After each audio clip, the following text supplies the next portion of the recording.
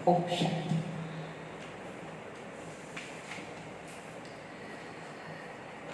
आज शनिवार 16 तारीख की मुरली है। 16/5/2020 16 कला संपन्न बनने के लिए, सर्वगुण संपन्न बनने के लिए हम सभी के मीठे प्यारे परमपिता परमात्मा शिव बाबा ब्रह्मा मुख से जो महावाक्य उच्चारण करते हैं वो आज के मधुर महावाक्य हैं। मीठे बच्चे, अभी ड्रामा का चक्र पूरा होता है। मीठे बच्चे, अभी ड्रामा का चक्र पूरा होता है। तुम्हें शीरखंड बनकर नई दुनिया में आना है। तुम्हें शीरखंड बनकर नई दुनिया में आना है। वहाँ सब शीरखंड हैं, यहाँ लूण पानी है। वहाँ सब शीरखंड हैं और यहाँ सब लूण पानी है।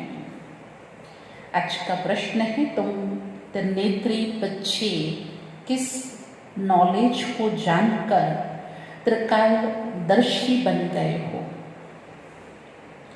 तुम त्रिनेत्री बच्चे किस नॉलेज को जानकर त्रिकालदर्शी बन गए हो?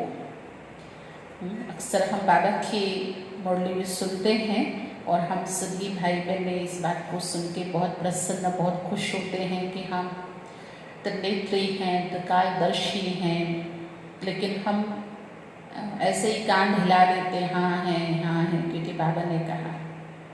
परंतु हम उसे केवल एक वरदान के रूप में नहीं, लेकिन नॉलेज के आधार पे, बहुत अच्छा प्रश्न है ताकि इससे स्पष्ट हो जाए भाई बहनों के लिए कि हम कैसे त्रिनेत्री, कैसे त्रिकालदर्शी हैं, किस नॉलेज की वजह से।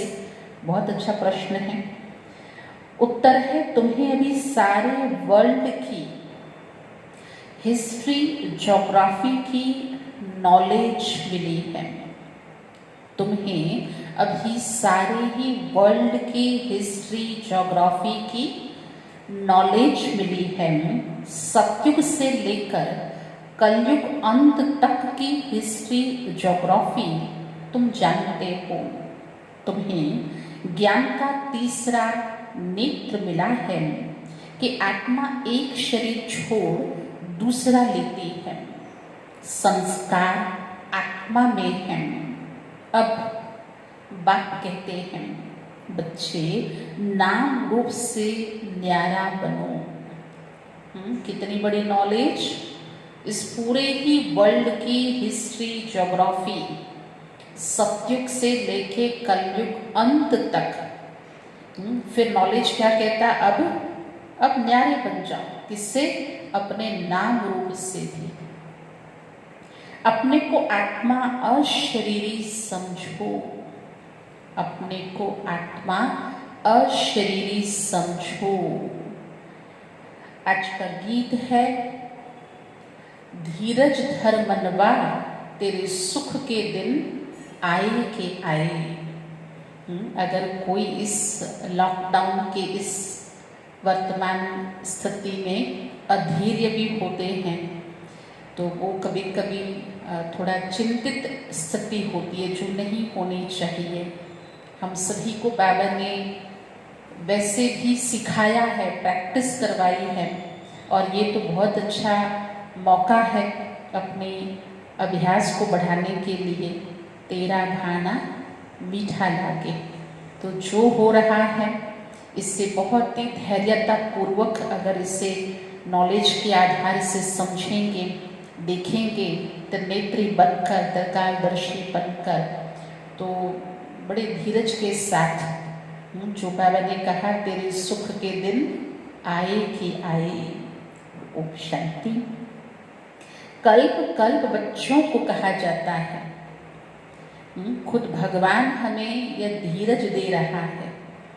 कोई इंसान देवे तो शायद इतना फर्क ना भी पड़े, पर खुद भगवान हमें ये धैर्यता दे रहा है। कल्प कल्प बच्चों को कहा जाता है और बच्चे जानते हैं। दिल होती है कि जल्दी सत्युग हो जाए तो दुख से ही छूट जाएं, परंतु ऐसी तो बहुत सारी बातों के लिए दिल होती है, लेकिन सिर्फ दिल का मामला नहीं होना चाहिए।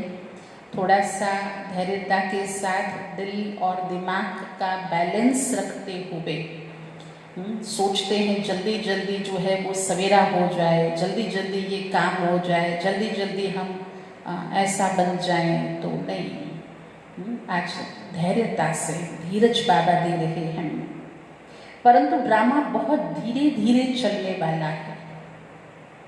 कितना धीरे, तो बाबा कई बार कहते ये तो समय है ना, ये तो जो इसके समय की जो सीमा है कि भाई ये सुई टिक टिक करके आगे बढ़ेगी धीरे धीरे, सेकंड बाय सेकंड, है ना। फिर सेकंड से मिनट बनेगा, मिनट से घंटा बनेगा, दिन बनेगा, हफ्ता बनेगा, मास बनेगा, वर्ष बनेगा, युग बनेगा। ऐसे थोड़ी बस दुख से छूट जाए और सत्युग आ जाए।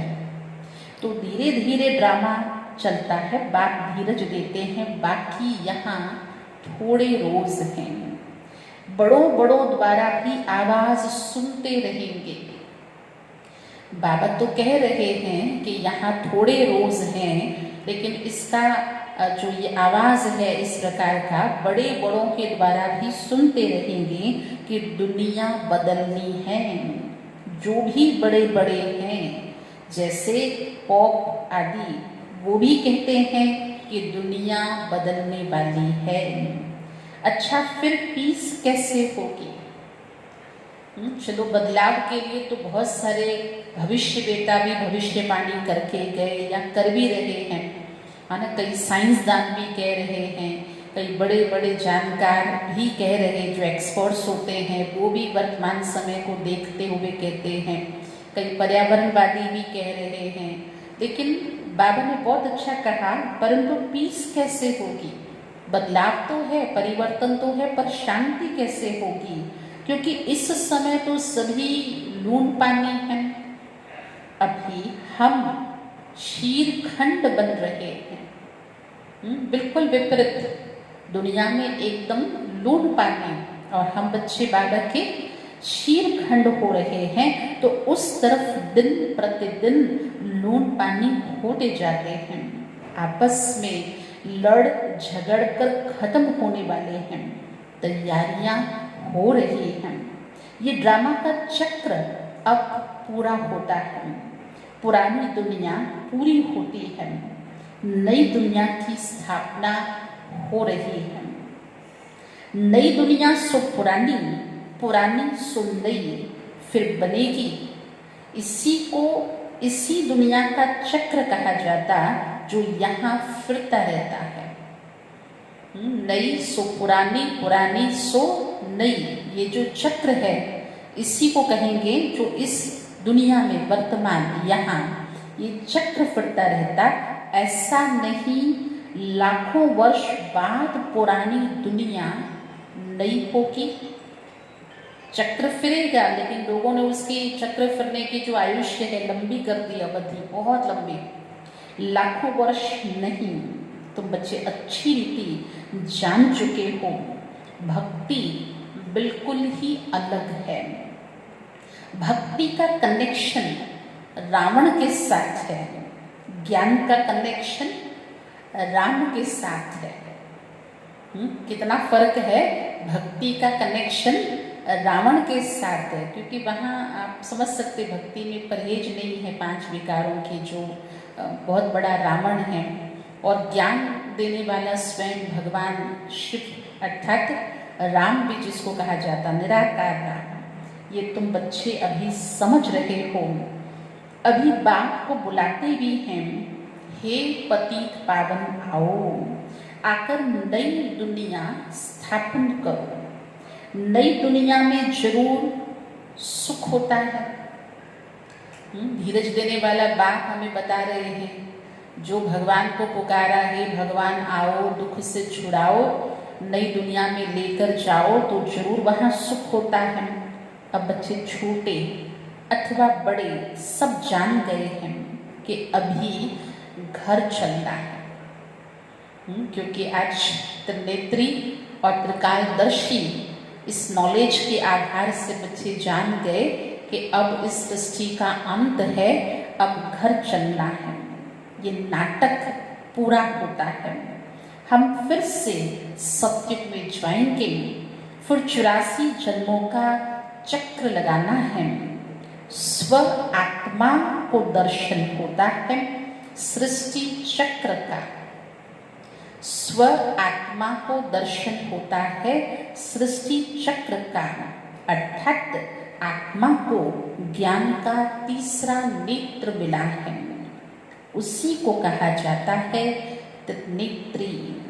अभी तुम त्रिनेत्री हो और सभी मनुष्यों को यह स्थूल नेत्र है। तुम्हारे पास ज्ञान का चक्षु है, तीसरा नेत्र।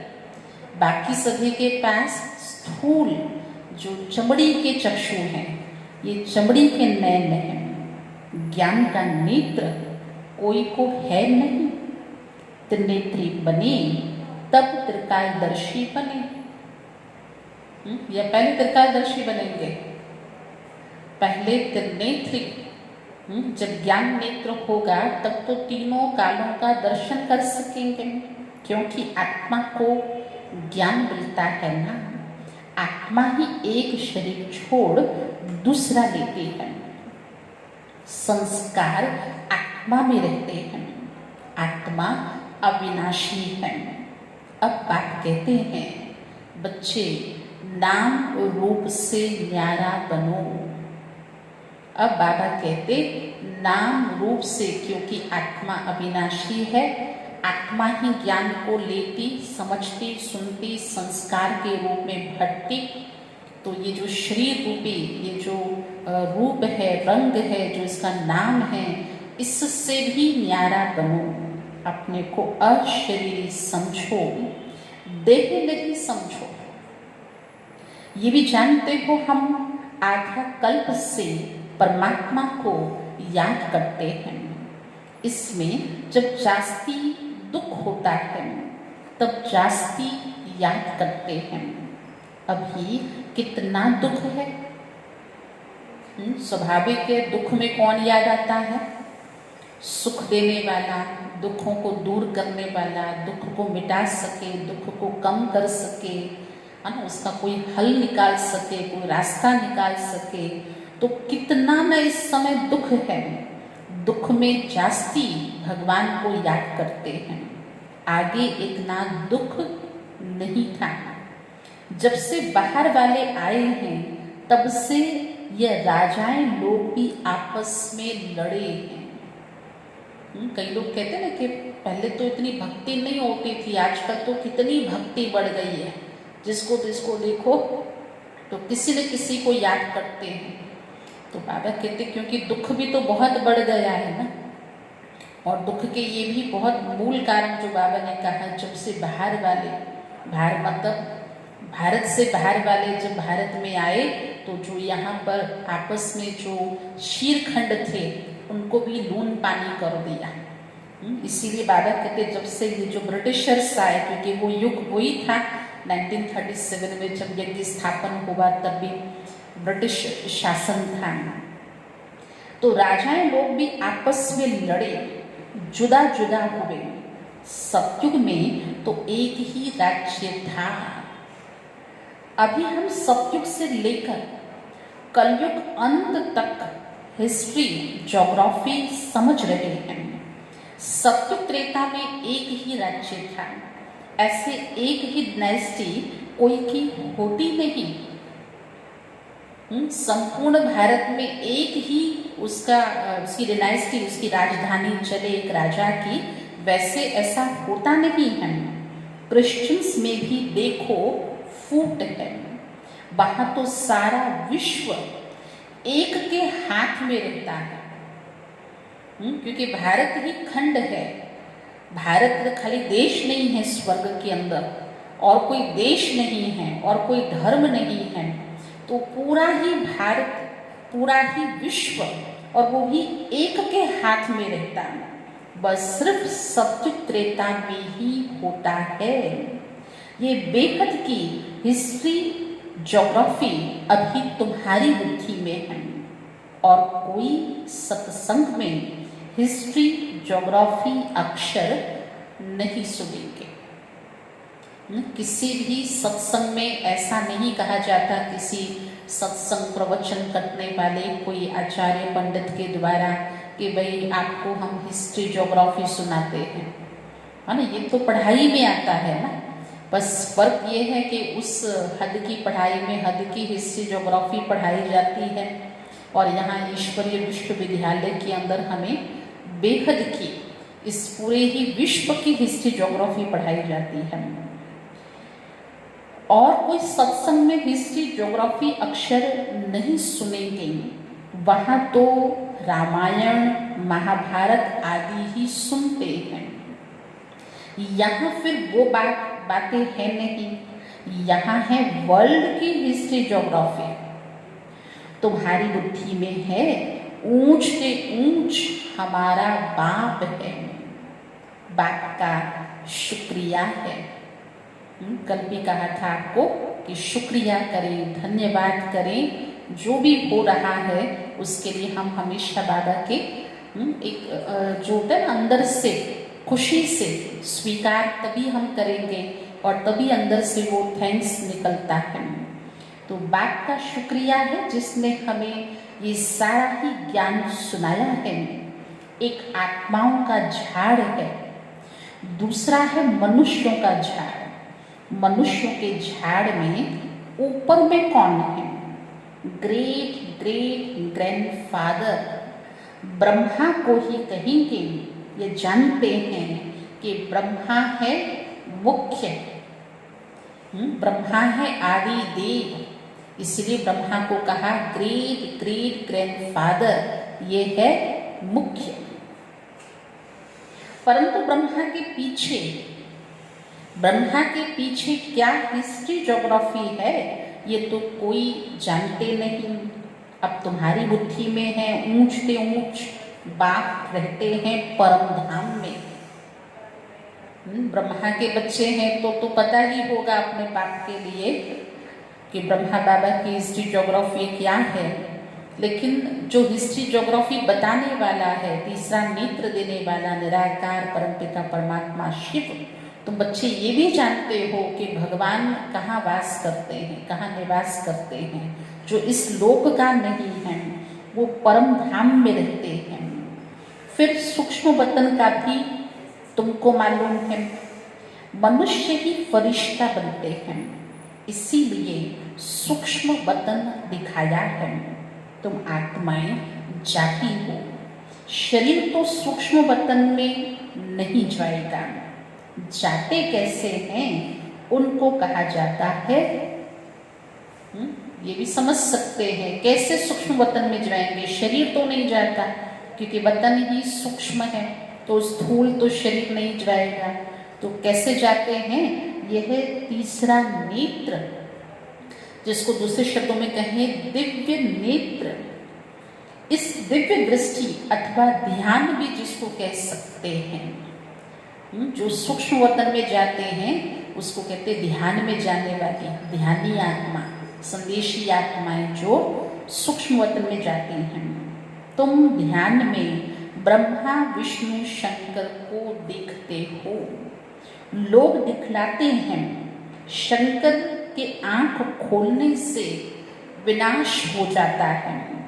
अब इनसे तो कोई समझ न सके, शंकर के तीसरे नेत्र खोलने से विनाश हो जाता है। अब इनसे तो कोई समझ न सके।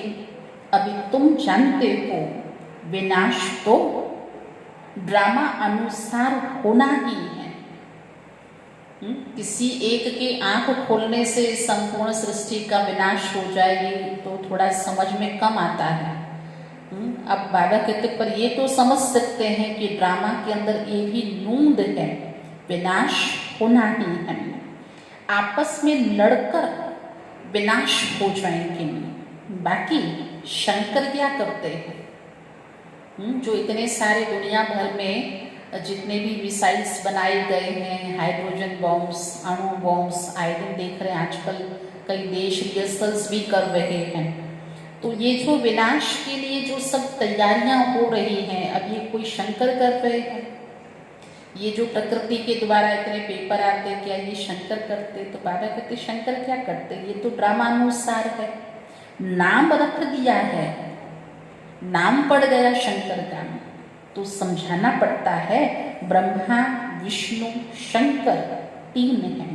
स्थापना के लिए किसका नाम मुकर्रर है? स्थापना के लिए ब्रह्मा का नाम रखा है, पालना के लिए विष्णु को रखा है, शंकर को भी कुछ तो कर्तव्य देना पड़े, नाम रखना पड़े।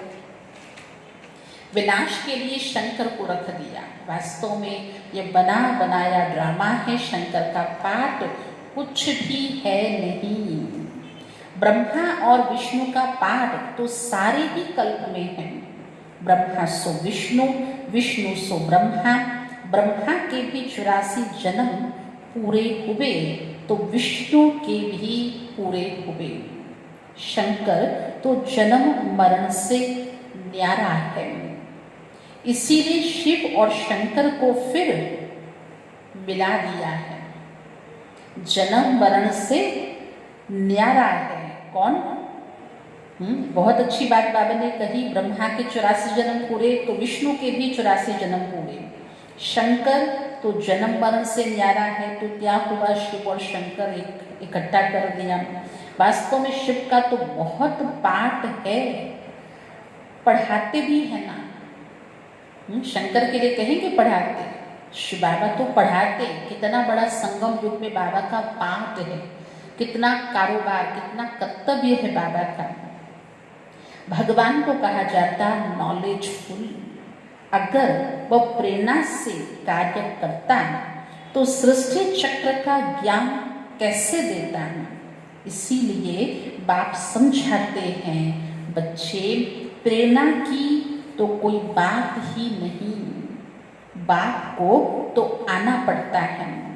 बाप कहते बच्चे मेरे में सृष्टि चक्र का ज्ञान है, मेरे को ये पाठ मिला हुआ है, इसीलिए मुझे ही ज्ञान सागर नॉलेजफुल कहते हैं। नॉलेज किसको कहा जाता है?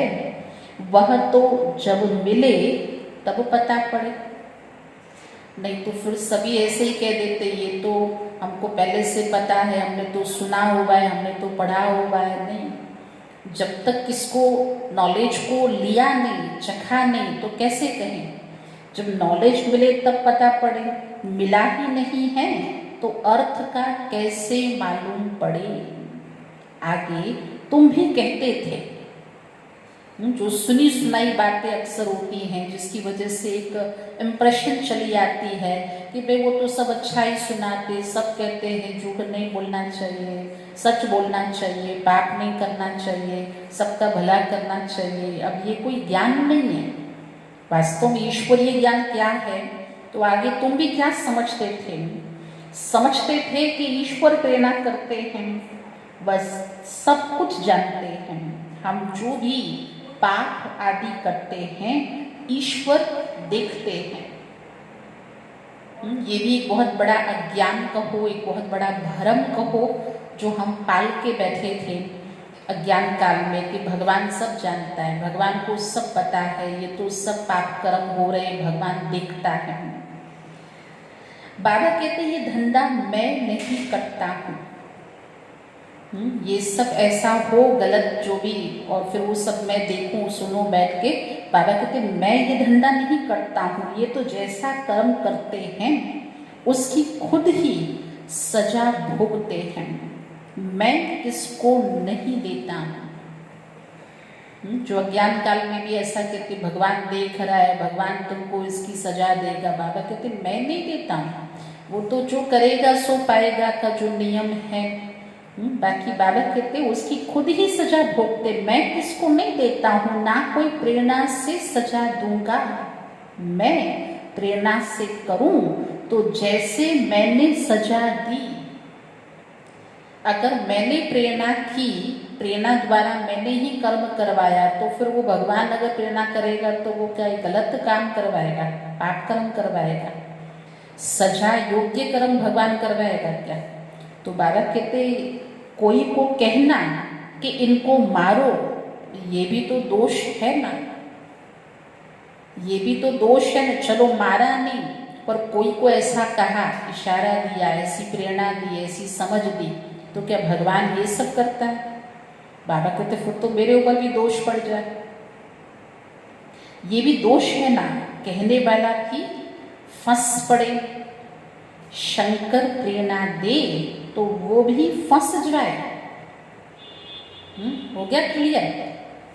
शंकर विनाश नहीं कराते हैं।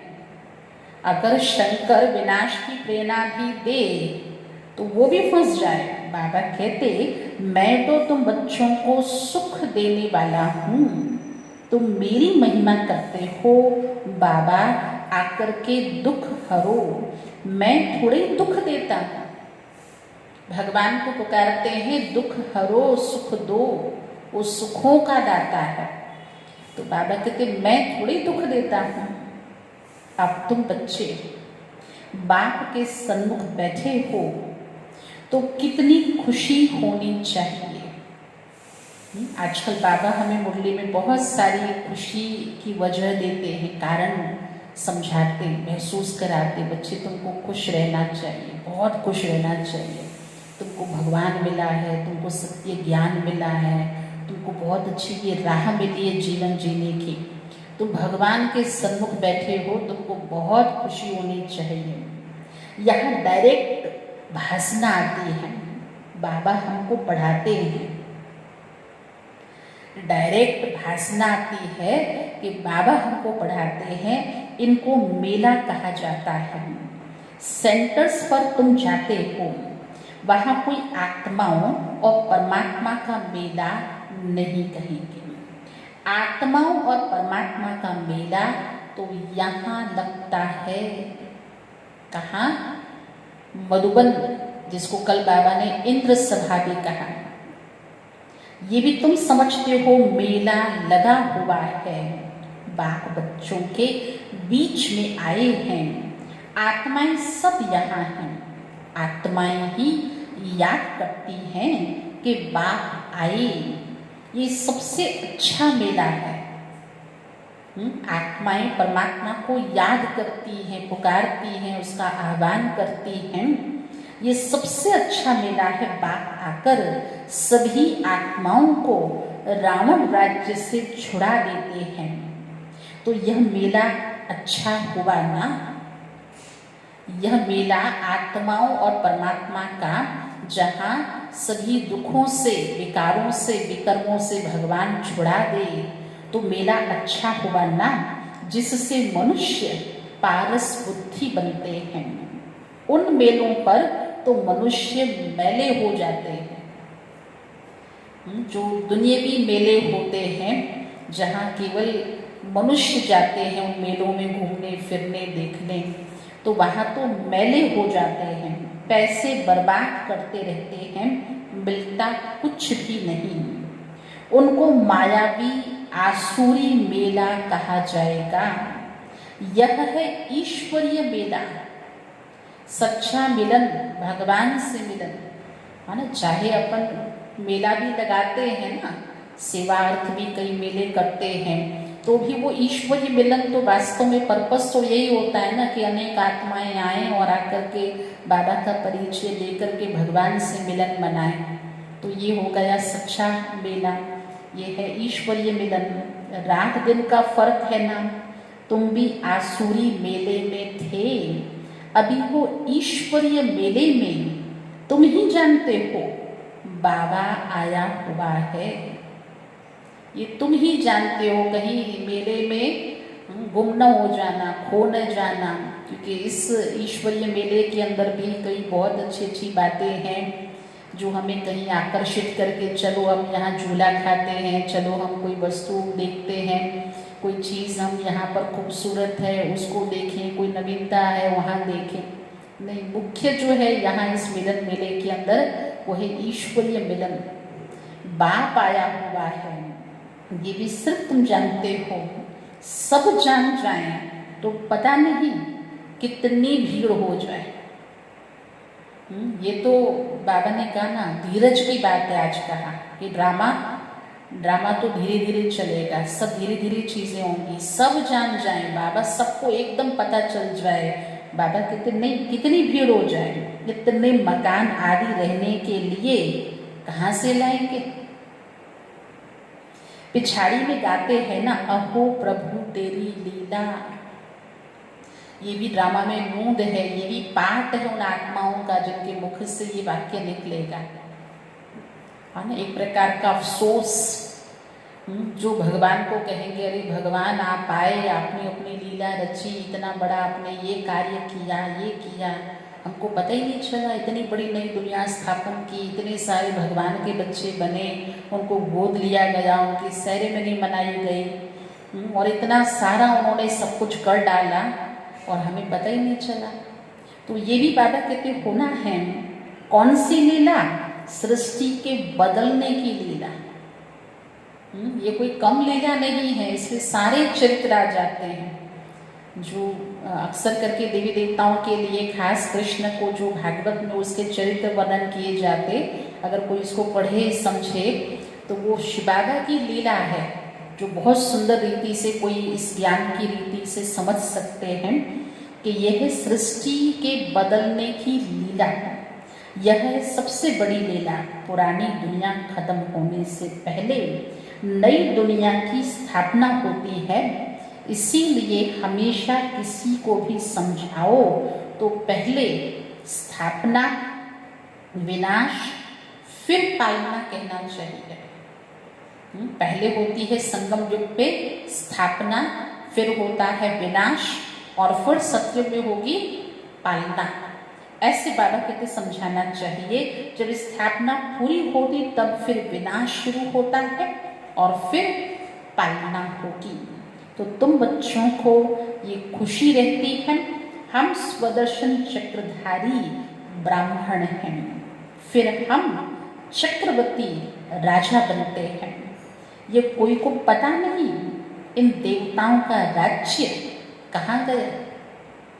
देवताएं राज्य करते थे अक्सर करके, ऐसी कई किसी कहानियों में, सत्संग प्रवचनों में, किन्हीं शास्त्रों में अक्सर करके सुनाया जाता है कि भाई इंद्रलोक के अंदर देवताएं भी ऐसे डरने लगे कि अब ये हमारी जो राज सिंहासन है, इंद्रासन, ये चला न जाए। तो इसका मतलब देवताओं का राज्य था, परंतु वो कहाँ चला गया, इन देवताओं का राज्य कहाँ गया, ये कोई को पता ही नहीं। नाम निशान ही गुम हो गया। देवता के बदले अपने आप को हिंदू कह देते हैं। हिंदुस्तान में रहने वाले हिंदू लक्ष्मी नारायण को ऐसा कभी नहीं कहेंगे। लक्ष्मी नारायण कहाँ के हैं, यहाँ के बाहर के? तो कहेंगे भी भारतीय, पूरी तरह से यहाँ हिंदुस्तान के नहीं। जब हिंदुस्तान नाम नहीं था, भारत नाम था, भारत के हैं, तो उनको क्या कहेंगे, हिंदू?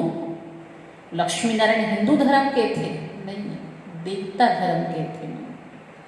तो लक्ष्मी नारायण को तो ऐसा कभी नहीं कहेंगे, उन्हों को तो देवता ही कहा जाता है। तो अब इस मेले में ड्रामा अनुसार तुम आए हो, ये ड्रामा में नूंद है, धीरे धीरे वृद्धि होती जाती है। धीरज धरो, सुख के दिन आएंगे। तो क्या कहता है ड्रामा, धीरे धीरे वृद्धि होती जाएगी। तुम्हारा जो कुछ पाठ चल रहा है ना, फिर कल्प बाद चलेगा, ये चक्र फिरता रहता है। फिर राम राज्य में आसुरी पालना होगी। तुम अभी ईश्वरीय बच्चे हो, फिर दैवी बच्चे और फिर क्षत्रिय बनेंगे। तुम जो अपवित्र प्रवृत्ति वाले बन गए थे, सो फिर पवित्र प्रवृत्ति वाले बनते हो। अपवित्र प्रवृत्ति वाले सो अब पवित्र प्रवृत्ति वाले बनते हो। यह तो दैवी गुण वाले मनुष्य है ना, बाकी इतनी भुजाएं आदि दे दी हैं। देवी देवताएं दैवी गुण वाले मनुष्य हैं, बाकी जो इनको बहुत सारी भुजाएं दे दी हैं। विष्णु कौन है ये कोई बता थोड़ी सकते हैं। कोई को पूछो ये 4 हाथ वाला विष्णु कौन है, तो कोई इसका अर्थ बता थोड़ी सकते हैं। जैसे 4 हाथ लक्ष्मी को दे दिया तो महालक्ष्मी की भी पूजा करते हैं। जगत अम्बा से कभी धन नहीं मांगते हैं। धन जास्ती मिल गया तो कहेंगे लक्ष्मी की पूजा की, इसीलिए उसने भंडारा भर दिया। यहाँ तो तुम जगत अम्बा से पा रहे हो। किससे पाते हो? यहाँ लक्ष्मी से पाते हो या जगत अम्बा से पाते हो? जगत अम्बा से पाते ना। लक्ष्मी का तो भाई चित्र क्यों रखते हैं? भाई लक्ष्य है लक्ष्मी नारायण बनने के लिए, ये हमारा एम ऑब्जेक्ट है। बाकी मम्मा के लिए जो बाबा ने कल ज्ञान में बहुत देखी थी, बहुतों को ज्ञान सुनाया, बहुतों को पालना करके आप समान बनाया, तो तुम भी जगत अम्बा से पा रहे हो। परमपिता परमात्मा शिव द्वारा देने वाला तो वो है ना। तुम बच्चे बाप दादा से भी लकी हो। तुम बच्चे बाप दादा से भी लकी हो। देखो जगदम्बा का कितना मेला लगता है, ब्रह्मा का इतना नहीं। भारत के अंदर विशेष माउंट आबू से पहले आता है अंबाजी, कितना मेला लगता है। देखते ना कितने लाखों लोग जाते हैं। वैष्णो देवी पे देखो कितने लोग जाते हैं।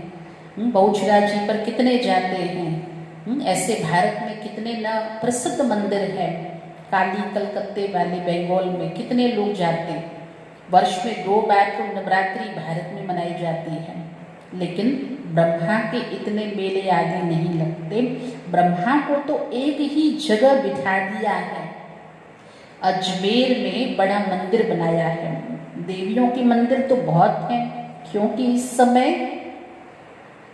इस समय वास्तविकता भी ये है कि देवियां हैं भी बहुत। संगम युग की अनेक हमारी कई बहनें यज्ञ में जो समर्पित हुई हैं भगवान के ऊपर, जो बलिहार गई हैं, तो उनकी यादगार देवियों के रूप में। इसलिए बाबा कहते इस समय तुम्हारी बहुत महिमा है। तुम भारत की सेवा करती हो, पूजा भी तुम्हारी जास्ती होती है, तुम लकी हो। जगत अम्बा के लिए ऐसा कभी नहीं कहेंगे कि वह सर्वव्यापी है। जगत अम्बा के लिए ऐसा कभी नहीं कहेंगे कि वह सर्वव्यापी है। तुम्हारी महिमा बहुत होती रहती है। ब्रह्मा विष्णु शंकर को भी सर्वव्यापी नहीं कहते, मुझे कहते हैं कण कण में है। देखो शिव बाबा क्यों बार बार ये स्पष्ट कर रहे हैं, बच्चे तुम मुझसे बहुत भाग्यवान हो, बहुत लकी हो, क्योंकि तुम्हारी महिमा बहुत है। तुम बहुत सेवा करती हो, तुम बहुत पूजन लायक गायन योग्य बनती हो, तो तुम्हें सर्वव्यापी भी नहीं कहा जाता। लेकिन देखो बाबा कहते मुझे तो कण कण में कह दिया। कितनी ग्लानि करते हैं, तुम्हारी मैं कितनी महिमा बढ़ाता हूँ। महिमा योग्य बनाने वाला तो बाबा ही है। वास्तव में तो सारी कमाल बाबा की है। करन करावनहार, ऐसी समझ देने वाला, ऐसी बुद्धि जिसने दी है ना। अगर हम ऐसा भी जो आपने कल बैठी की, कल से 3 दिन के लिए कर रहे ना, शुक्र शनि रवि, आपको कहा था अवश्य आज भी अमृत पहले आज बाप दादा को सभी ने आह्वान किया होगा। इस बड़े मेहमान को आज पत्र भी लिख सकते हैं, भगवान को बुलाएं, अपने घर पर निमंत्रण दें और पूरा ही दिन बाबा के साथ रहें। हर कर्म में कर्म योग का अनुभव करें और अवश्य ये महसूस आती है कि जो इस समय हम खा भी रहे हैं तो थैंक्स बाबा को कि ऐसे समय पे भी हमें भोजन मिल रहा है। अगर ये तन पे कपड़ा है तो दुनिया में ऐसे भी लोग हैं जिनके पास पूरा तन ढकने के लिए वस्त्र भी नहीं होता है। हम सभी के सिर पर छत भी है और बाप दादा की छत्र छाया भी है। तो ऐसे पूरा ही दिन अगर हम पूरे समय कितनी सारी चीज़ों का उपयोग करते हैं, कितनी सारी बातें, कितनी उपलब्धियां हमें मिलती हैं। तो जितना चाहे हम बाबा को उसके लिए थैंक्स करें। हर वस्तु को देखते हुए ये भी भगवान ने दी, ये भी बलिहारी उस परमात्मा की कि हमारे भाग्य में ये चीज़ें लिखी, ये संबंध, ये सुख, ये व्यक्ति, ये मकान, है ना, ये वस्तु, ये सब कुछ जो है ये तो सब भगवान की ही अमानत है। देने वाला तो वो दाता है। तो वास्तव में महिमा योग्य तो वो बनाता है, क्योंकि बाबा की ही सबसे ऊंच से ऊंच महिमा, अपरम अपार महिमा है।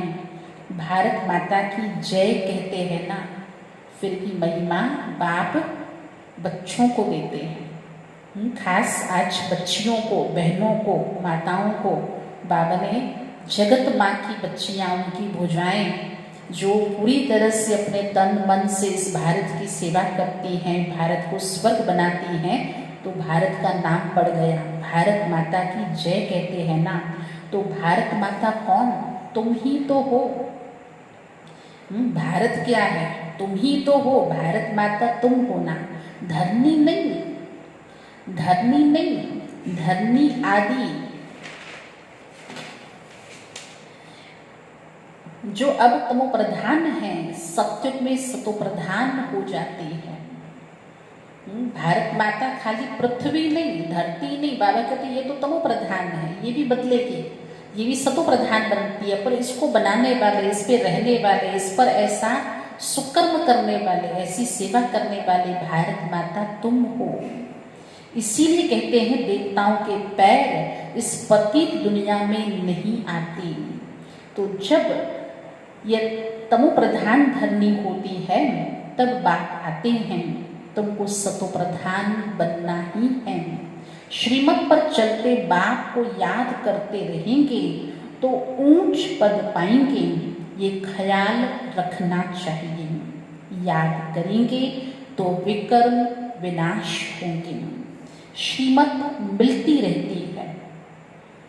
अब आगे विकर्म ना हो, सुकर्म हो, सत्कर्म हो, अपने कर्म के ऊपर कैसे हम सभी ध्यान रख के करें, और अब ज़्यादा कर्म का विस्तार ना हो, बहुत फैलावा भी ना हो, तो इसके लिए भी बाबा की श्रीमत मिलती है। सत्युग में तो तुम्हारी आत्मा पवित्र कंचन हो जाती है, तो शरीर भी वहाँ कंचन मिलता है। सोने में खाट पड़ती है, सदा ही तो कंचन कंचन नहीं रहता, फिर उसमें खाट पड़ती है, तो फिर जेवर भी ऐसा बनता है। आत्मा जूठी तो शरीर भी जूठा हो जाता है। खाट पड़ने से सोने का मूल्य भी कम हो जाता है, जो सोने की वैल्यू है वो भी कम हो जाती है। तुम्हारा मूल्य अब सोचो, सतयुग में सोने समान कंचन काया, निरोगी काया, और अब कलयुग में तो, है ना, इस काया के लिए तो अब इसको कितना सैनिटाइज करना पड़ता है ना, कितने डिस्टेंस पे रहना है, बाहर भी नहीं जाना है, इस लॉकडाउन को भी पूरी तरह इसका पालन करना है, क्योंकि शरीर को भी सुरक्षित रखना है, क्योंकि तुम्हारा मूल्य इस समय कुछ नहीं। पहले तुम विश्व के मालिक 24 कैरेट थे, अब 9 कैरेट कहेंगे। ये बाप बच्चों से रूढ़िहान करते हैं। ये समझेंगे वही वो बच्चे आत्मिक स्थिति वाले बाप जिनसे रूढ़िहान करते हैं। बच्चों को बैठ बहलाते हैं, जो तुम सुनते सुनते चेंज हो जाते हो। कल भी कहा पढ़ाई रोज पढ़नी है, इसको मिस नहीं करना है। ऐसा कई देहाभिमान न रखें कि कभी नहीं पढ़ा तो क्या हो गया, मैंने नहीं सुनी मुरली तो क्या हो गया। तो ये जो पढ़ना है, जो सुनना है, ये इतना आवश्यक है कि इसका इतना प्रभाव होता है कि अगर वो पानी भी किसी पत्थर पे पड़ता है तो वो पत्थर भी घिस जाता है, उस पर निशान पड़ जाता है। तो सोचो, वो प्रकृति का तत्व है, जल और वो पत्थर, और हम तो चैतन्य आत्माएं हैं। भले इस समय पत्थर बुद्धि जैसी आत्माएं हैं इस घोर कलयुग में, पर अगर ये ईश्वरीय ज्ञान का जल रोज बाबा की महावाक्य रूपी ये मुरली के मीठे वाक्य जब टपकते रहते हैं तो अवश्य हमारी बुद्धि परिवर्तन होती है। इसलिए बाबा कहते बच्चे सुनते सुनते तुम चेंज हो जाते हो, मनुष्य से देवता बन जाते हो। चेंज भी कितने कितने मनुष्य से देवता हो जाते हो। वहां हीरे जवाहरातों के महल होंगे, स्वर्ग तो फिर क्या। वहां की शुभिरस आदि भी तुम पीकर आते हो, वहां के फल ही इतने बड़े बड़े होते हैं जो यहाँ तो यह मिल न सके। नाम ही काफी है, स्वर्ग तो फिर क्या, मतलब क्या कहें, ये होगा वो होगा, क्या नहीं होगा। जो शुभी रस बाबा ने कहा, ऐसा फलों का रस जो बाबा कहते ऐसे फल तो यहाँ हो भी न सके। सूक्ष्म वतन में तो कुछ है नहीं, जो ऐसा साक्षात्कार कराते, ध्यान में जाके ऐसा देखाते, तो वहाँ कुछ ऐसा है नहीं। अभी तुम प्रैक्टिकल में जाते हो, यह है आत्मा और परमात्मा का मेला। इनसे तुम उज्जवल बनते हो। जो आत्मा मैली हो गई, दुनिया के इस मेले में आत्मा मैली हो गई, आत्मा पे पाप कर्म की, विकारों की कालिक चढ़ गई, जो उसका रंग रूप आकार ही पूरी तरह से बदलते बदलते इतना बदल गया जो अपने को आत्मा आत्मा ही नहीं समझती, वो अपने आप को शरीर है ना तुच्छ एक व्यक्ति एक मनुष्य समझती है। और बाबा कितना चेंज करते, तो वो चेंज होने की प्रक्रिया, वो क्या मेथड है, जब आत्मा परमात्मा से मिलती है तो आत्मा उज्जवल हो जाती है। तो आत्मा को अगर उज्जवल, साफ, स्वच्छ, निर्मल जो उसके वास्तविक रूप में लाना हो तो अवश्य परमात्मा से मिलन बनाना, अर्थात उसकी याद में रहना, उसकी याद में रह करके कर्म करना। भट्ठी में विशेष है ना, इससे अनुभव करेंगे। तुम बच्चे जब यहाँ आते हो तो फ्री हो। आजकल तो फ्री है ना, सभी फ्री हैं। फ्री रहना तो ये तो नेचर होना चाहिए, बाकी ऐसा कुछ नहीं है कि फ्री नहीं है। अगर है तो है, समझ के ऊपर है। बाकी कई तो फ्री होते हुए भी नहीं समझते हैं, क्योंकि मानसिक बंधन बहुत होता है, मानसिक रूप में बोझ बहुत होता है। तो बाबा तो कहते बच्चे तुम यहाँ, क्योंकि आज मधुबन इंद्र सभा को बाबा ने याद किया है, यहाँ आते हो तो तुम फ्री हो, घर बार धंधे आदि का कोई फुरना नहीं है। तो यहाँ तुमको याद की यात्रा में रहने का चांस बहुत अच्छा है। चाहे घर पे भी मुरली सुनते तो बहुत एकाग्रता से, अगर एकदम ऐसा समझते हुए कि जैसे सेंटर पर ही जा रहे हैं, वहाँ क्लास करते, जैसे आप घर से आते थे तो कैसे एकदम टाइम निकाल करके बैठते थे। अगर आप घर पर भी ऑफिशियली है ना, हो सके जहाँ तक यूनिफॉर्म में अगर बैठते हैं, नहा धो के बाबा की याद में कुछ गीत बजाएं, कुछ ट्रैफिक कंट्रोल आदि बजाते हुए योग करके और फिर मुरली सुने, तो आप भी अपनी स्टूडेंट लाइफ नहीं भूलेंगे। और उससे जो मानसिक एकाग्रता है बाबा की मुरली को सुनने का, समझने का, उस शक्ति को अपने में भरने का, ये तभी हो सकेगा। बाकी यहाँ वहाँ जब हम कामकाज करते हुए सुनते हैं तो काफ़ी सारी बातें मिस भी हो जाती, जो मुरली का पूरा एक कंसेप्ट होता है वो पूरी तरह से बुद्धि में इतना कैच नहीं होता है। इसलिए बाबा भी कहते बच्चे जब तुम यहाँ हो, फ्री हो, कोई कामकाज नहीं, कोई घर घाट बुद्धि में नहीं आता है, वहाँ तो घर घाट आदि सब याद आता रहेगा। यहाँ तो कुछ है नहीं, रात को 2 बजे उठकर यहाँ बैठ जाओ। सेंटर्स पर तो रात को तुम जा नहीं सकते। अभी तो रात क्या दिन क्या, सेंटर पर तो तुम जा नहीं सकते, यहाँ तो सहज है। तो शिव बाबा की याद में आकर बैठो और कोई याद न आए, यहाँ तुमको मदद भी मिलेगी। बाबा की याद में बैठेंगे तो बाबा की मदद भी मिलेगी। सवेरे सो जाओ, मतलब जल्दी सो जाओ और फिर सवेर उठो, मतलब जल्दी उठो, 3 से 5 बजे तक आकर के बैठो, बाबा भी आ जाएंगे, बच्चे भी खुश होंगे। ऐसा नहीं खाली बाबा बच्चों को कह रहे हैं, बाबा कहते मैं भी आऊँगा, तो बच्चे खुश होंगे। बाबा है योग सिखलाने वाला, ये भी सीखने वाला है, तो दोनों बाप और दादा आ जाएंगे। दोनों आ जाएंगे, हम ज़्यादा हो जाएंगे। कितने हो जाएंगे? एक मैं, फिर एक बाबा और ये दादा। तो बाबा कहते ये बाप दादा आ जाएंगे, फिर यहाँ और वहाँ योग में बैठने के फर्क का भी पता पड़ेगा। अब मधुबन का अंतर पता समझ में आएगा, क्या डिफरेंस है। वहाँ जाके घूमना फिरना चाहिए कि समय जो है वो सफल करना चाहिए। तो बाबा कहते यहाँ और वहाँ योग में बैठने का फर्क भी पता पड़ेगा। यहाँ कुछ भी याद नहीं पड़ेगा, इसमें फायदा बहुत है। घर घाट कुछ भी याद नहीं पड़ेगा। तभी का जल्दी सवेरे सो जाओ, फिर जल्दी जल्दी उठो, 2 बजे उठ जाओ, 5 बजे तक बैठो, बाप दादा बैठेंगे, बच्चे खुश हो जाएंगे और तुमको दोनों का अंतर भी पता चलेगा। बाबा राय देते हैं ये बहुत अच्छा हो सकता है। अब देखें, बच्चे उठ सकते हैं। बाबा ने राय तो बहुत अच्छी दी, क्या ये हो सकता है? अब देखें, बच्चे उठ सकते हैं। कईयों को सवेरे उठने का अभ्यास है, जो खुद नहीं उठते। कईयों को लगता है कोई नहीं उठता होगा, कोई को आदत ही नहीं, कैसे उठेंगे, लेकिन ऐसा नहीं है ना। कईयों को, या यूं कहें मेजोरिटी को, क्योंकि ये तो हमारे पूर्वजों का संस्कार है, हमारे बाप दादाओं का संस्कार है कि हम सभी के बड़े जो थे वो जल्दी ही उठा करते थे। ये तो नेचुरल एक नेचर था, ये कोई ऐसा नहीं कि इसको सीखा, कोई ने आदत डाली, नहीं।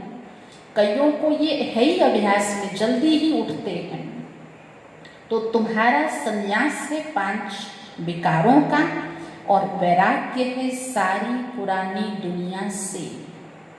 तुम्हारा संन्यास है 5 विकारों का और वैराग्य है सारी पुरानी दुनिया से।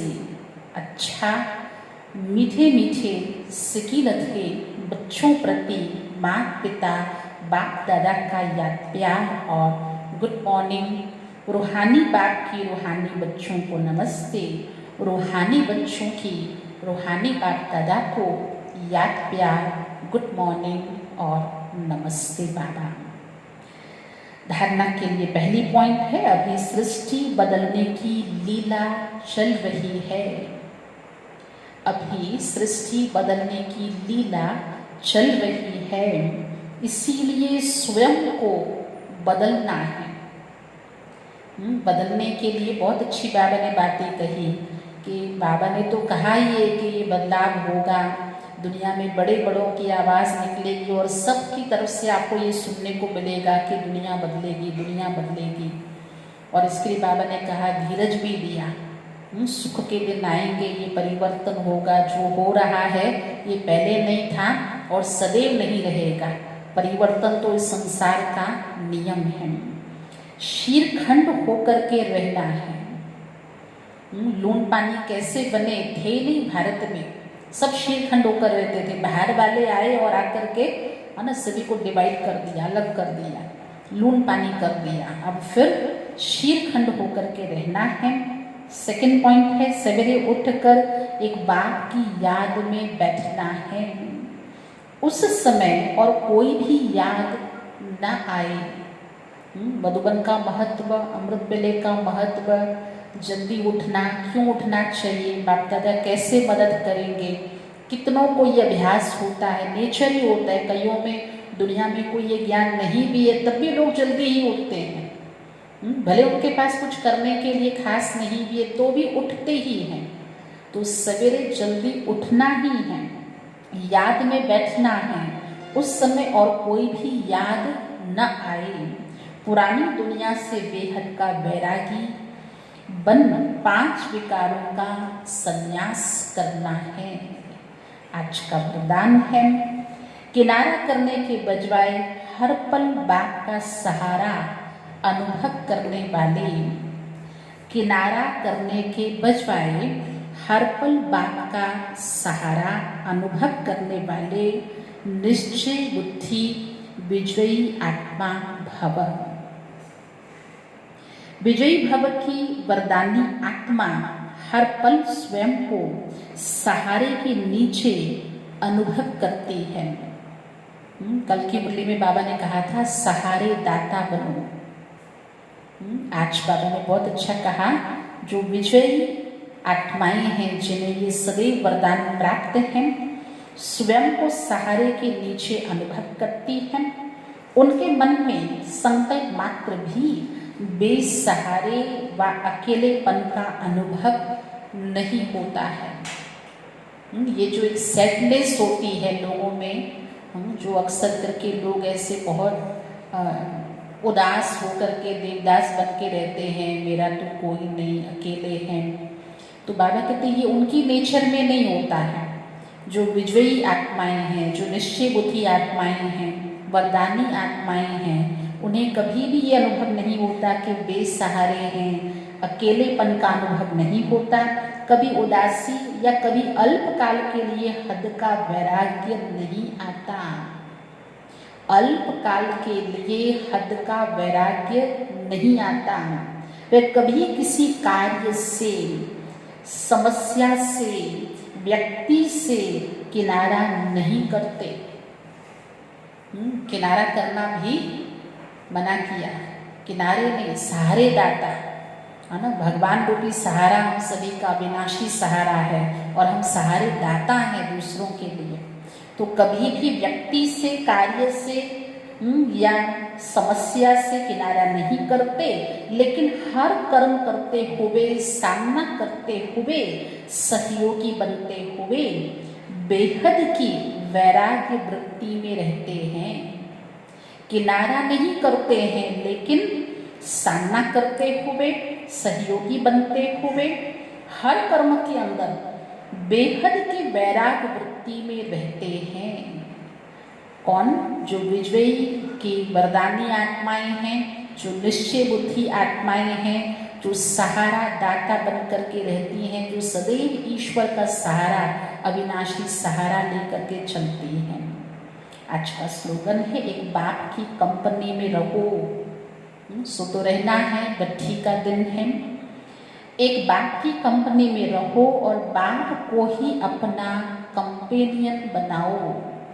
बाबा को ही अपना कंपेनियन बनाओ। अच्छा, ओम शांति।